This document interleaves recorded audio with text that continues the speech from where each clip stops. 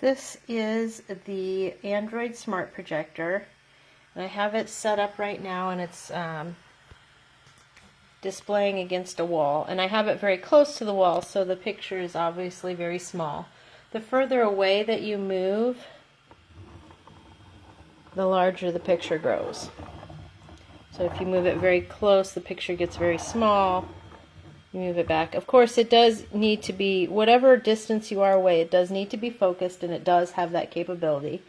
But first I want to show you a little bit about the projector. So right here, that is the focus. Move it in or out to focus depending on your distance. Now this is the back side of it. It's got a power button, HD in, headphone button, or jack I should say. This is the power, where the power goes. It's got the USB, and it's got the TF or SD card slot. And then here's a little reset button should you need it. And then over on the front, it's got a fan. This keeps it cool, and then the light. And then right here is the speaker. Okay, it also comes with a remote control, and I find that this is vital to have because this is the only place really that you can easily access the volume, and it's just a lot handier to have the remote.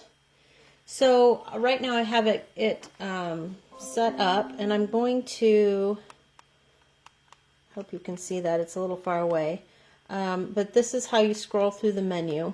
So you've got a browser, and you've got a file explorer that explores all the files that's on your device. If you have a wireless HDMI dongle, you can also connect your phone to this, and you can play videos and stuff off your phone. It's got a gallery. I don't really use that too much. I don't use any of these too much. Primarily what I am doing is I'll use the Play Store to grab apps, and then I use Netflix a lot, and I use YouTube a lot. Those are the two I use. Well, why don't I just go ahead and demonstrate. So we'll go to YouTube, and oh, it says a newer version. Okay, so there's, you can't see that, I guess. I can't see that on the video. It says a newer version of YouTube is available, so it wants me to download it from the Google Play Store. So I'm going to go ahead and install it now, and I'm going to select from the Play Store.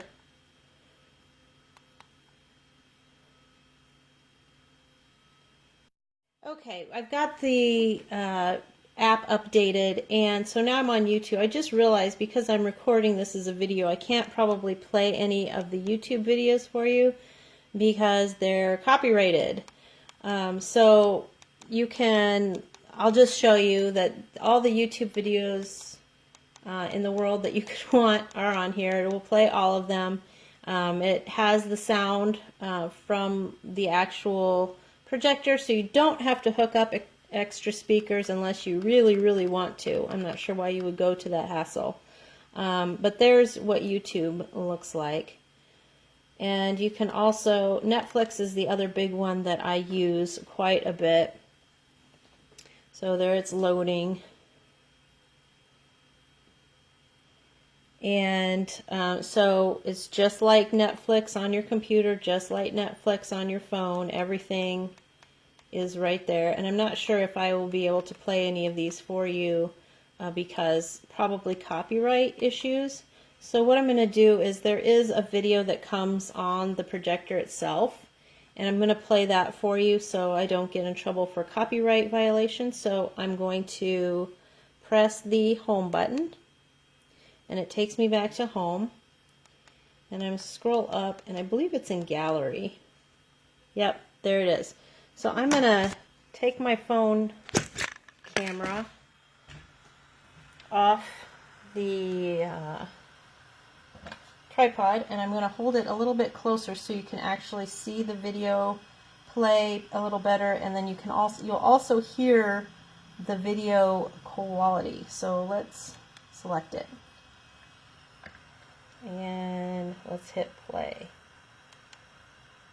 I'm going to pause it right there. So setup is pretty easy on this. I'd say that the sound is a little bit tinny, but for a personal setup like this, I'm not bothered by it.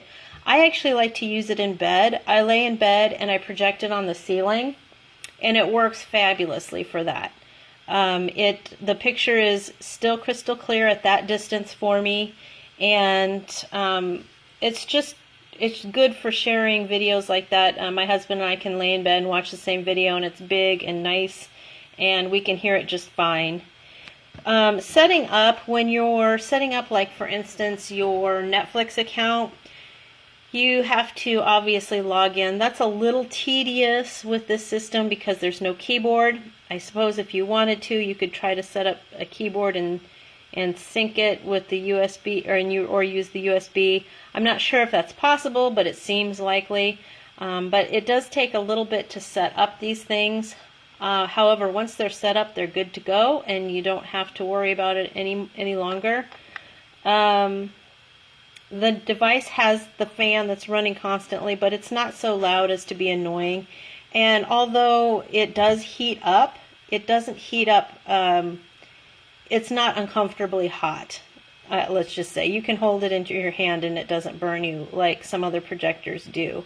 I know especially projectors from like maybe 5 years ago tended to run really hot, but this one seems to have a really great fan, so no worries there. It looks really nice.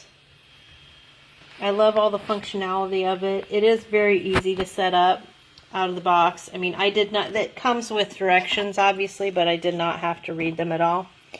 So I would say this is a good little projector.